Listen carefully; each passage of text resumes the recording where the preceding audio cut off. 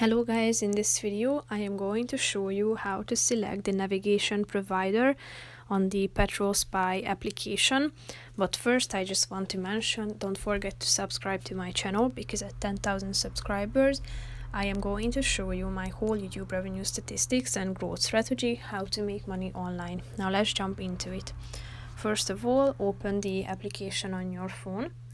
Then you should tap on the settings button in the upper right corner of the screen once you are at your home page, and after that tap on this navigation provider section, which is the second one below your username.